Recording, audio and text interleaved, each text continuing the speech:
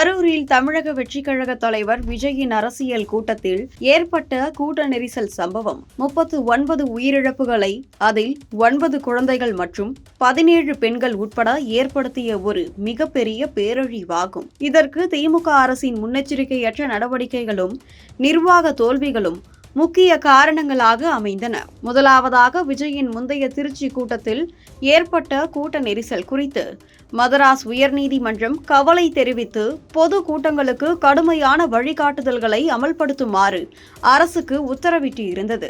ஆனால் திமுக அரசு இதை புறக்கணித்து கூட்ட மேலாண்மைக்கு தேவையான முன்னேற்பாடுகளை செய்ய தவறியது. இரண்டாவதாக, கரூர் கூட்டத்திற்கு வெறும் 10,000 பேருக்கு மட்டுமே போலீஸ் அனுமதி வழங்கப்பட்டிருந்த போதிலும் 30,000 முதல் 35,000 பேர் வரை திரண்டதை அரசு முன்கூட்டியே கணிக்க முடியும். விஜயின் திரைப்பட மற்றும் அரசியல் செல்வாக்கு சமூக ஊடகங்களில் பரவிய அவரது கூட்டத்திற்கான ஆரவாரம் மற்றும் முந்தைய கூட்டங்களில் திரண்ட மக்கள் கூட்டம் ஆகியவை உளவுத்துறை மற்றும் போலீஸ் மூலம் திமுக அரசுக்கு தெரிந்திருக்க வேண்டும். ஆனால் இதை மதிப்பிடுவதற்கு உளவுத்துறையை பயன்படுத்தாமல் அரசு அலட்சியமாக இருந்தது. மூன்றாவதாக, கூட்ட நெரிசலை கட்டுப்படுத்துவதற்கு அடிப்படை ஏற்பாடுகளான தடுப்பு அரண்கள், தனித்தனி நுழைவு மற்றும் வெளியேறு பாதைகள், போதுமான மருத்துவ குழுக்கள், ஆம்புலன்ஸ் வசதிகள் மற்றும் கூட்டத்தை நிர்வகிக்க பயிற்சி பெற்ற போலீஸ் படைகள் ஆகியவை ஏற்படுத்தப்படவில்லை. விஜயின் 6 மணி நேர தாமதத்தால் கூட்டம் கட்டுக்கடங்காமல் போன போது வெறும் 500 முதல் 600 போலீசார் மட்டுமே இருந்தது முற்றிலும் போதுமானதாக இல்லை. இதனால் மக்கள் நசுக்கப்பட்டு உயிரிழப்புகள் ஏற்பட்டன. நான்காவதாக, அவசர காலத்தில் ஆம்புலன்ஸ்கள் செல்ல முடியாத அளவுக்கு கூட்டம் அடைந்திருந்ததை கட்டுப்படுத்த அரசு எந்த முயற்சியும் எடுக்கவில்லை.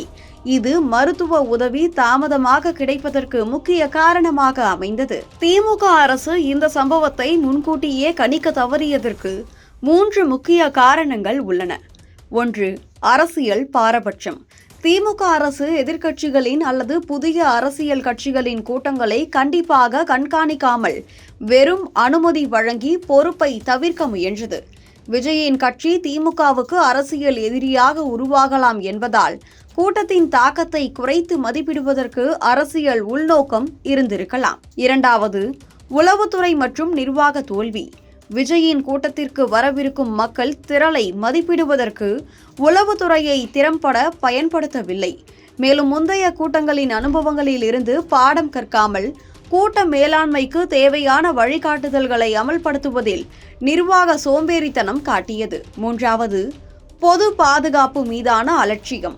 பொதுக்கூட்டங்களுக்கு தேவையான பாதுகாப்பு விதிமுறைகளை கடுமையாக அமல்படுத்தாமல் அரசு மக்களின் உயிர்களை பாதுகாப்பதில் அக்கறை காட்டவில்லை. இது திமுகவின் ஆட்சியில் அரசியல் நிகழ்ச்சிகளின் போது பொது பாதுகாப்பு தோல்விகளின் தொடர் வரிசையை வெளிப்படுத்துகிறது.